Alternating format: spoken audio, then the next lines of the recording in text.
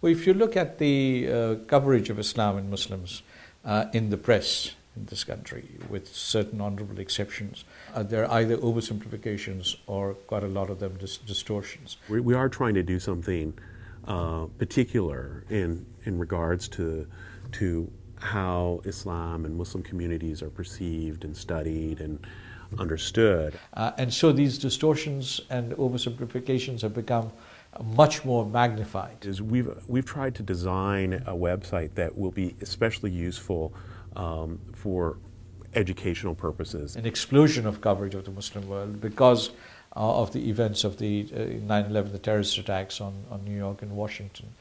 And so we want to give a little bit more texture to how Muslims are perceived, understood, the complexities, the diversities, rather than the kind of flat uniformity that one perceives quite often in journalistic reporting on Muslims and Islam. One glaring example that in much of the journalistic writing about Muslims and Islam, the terms Arab and Muslim are conflated. So we hope to provide information on these communities, the practices within the Muslim communities and the diversity of practices.